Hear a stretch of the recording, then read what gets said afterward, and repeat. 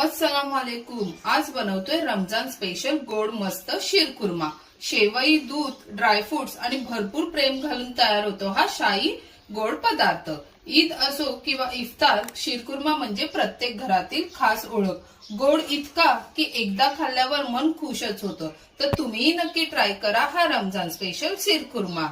तुमची लाडकी सारा kitchen recipe मध्ये तुमचं खूप खूप मनापासून स्वागत। अस्सलाम वालेकुम सगळ्यांना, माझ्या मुस्लिम बहिणी भावांना। तर आज बनवत आहोत आपण शीरकुर्मा। रमजान ईद आहे तर त्याच्यासाठी स्पेशल शीरकुर्मा मी बनवणार आहे। तर चला तर मग त्याचं साहित्य बघूया। खीरसाठी मी शेवया घेतलेल्या आहेत। ह्या तुम्हाला ज्या पॅकेटवाल्या शेवया असतात त्या पॅकेटवाल्या शेवया नाहीये, ह्या खास शीरकुर्मा बनवतात त्या शेवया आहेत। या तुम्हाला बंबई मार्केटला, मुंबईचा मार्केट आहे तिथे मिळतात। तर आपण पॅकेटवाल्या यूज करतो, पण खरी शेवई ही आहे। तर ही तुपात भाजलेली शेवई मी घेतलेली आहे। कमीत कमी 200 ग्राम पर्यंत ही शेवई आहे, बारीक एकदम।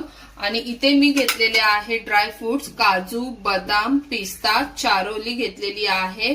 इथे साखर, तूप, केसर घेतलेला आहे, इलायची पूड घेतलेली आहे, जायफळ पूड घेतलेली आहे आणि इथे गुलाब पत्ती घेतलेल्या आहेत।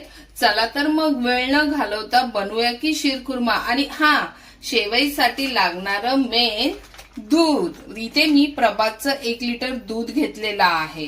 दूध आपलं गरम झालेलं आहे, 1 लिटर दूध घेतलेलं। आता त्याच्यामध्ये मी 1 वाटी साखर टाकणार आहे आणि दूध उकळलेलंच आहे, त्याच्यामध्येच आपल्याला ही साखर टाकून द्यायची आहे आणि छान असं दूध उकळून घ्यायचंय। त्याचबरोबर मी त्या दुधामध्ये हे केसर सुद्धा टाकणार आहे आणि मस्त दुधाला उकळून देणार आहे। साजूक तूप टाकायचंय, मस्त आपल्याला शीरकुर्मा बनवायचा आहे। तर इथे मी 2 चमचे मोठे मस्त साजूक तूप टाकलेलं आहे।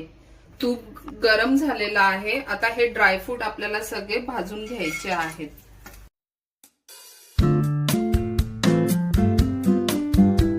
हे ड्रायफ्रूट आपल्याला जास्त भाजून नाही घ्यायचे, हलकेच तुपात भाजायचे। आणि त्याचबरोबर ही हलकी शेवई पण आपल्याला 1 ते 2 मिनिटं भाजून घ्यायची त्या तुपामध्ये। अर्धा चमचा इलायची पावडर घेतलेली आहे आणि चिमूटभर जायफळ पूड घेतलेली आहे। तर आता आपल्याला ह्याच्यामध्ये ही पण टाकून घ्यायची आहे आणि सगळं एकजीव करून घ्यायचं आहे। खूप साधी सोपी पद्धत आहे, झटकीपट हा शीरकुर्मा बनतो।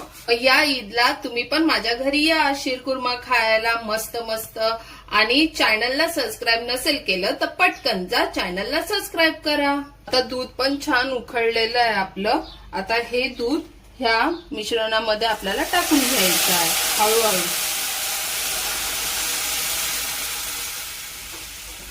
मिश्रण चांगलं एकजीव करून घ्यायचं आहे आणि छान उकळी येऊन द्यायची आहे।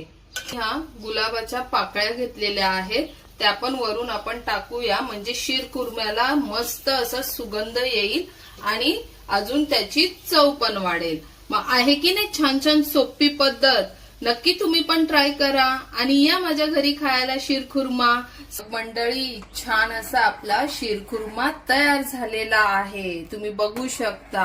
आहा, घरभर असा ना सुगंध सुटलेला आहे शीरकुर्म्याचा, मस्तच। चला तर मग आता आपण सर्व करूया। हे बघा मंडळी, मस्त आपला शाही शीरकुर्मा तयार झालेला आहे। मग तुम्हीही नक्की ट्राय करा। आणि मंडळी, माझ्याकडून व माझ्या परिवाराकडून तुम्हा सगळ्यांना रमजान ईद मुबारक। मग चॅनलला सबस्क्राईब करा, व्हिडिओ आवडल्यास लाईक, शेअर, कमेंट्स करा। घरचे खा, मस्त रहा। भेटूया लवकरच अशा छान छान रेसिपी मध्ये। Bye bye.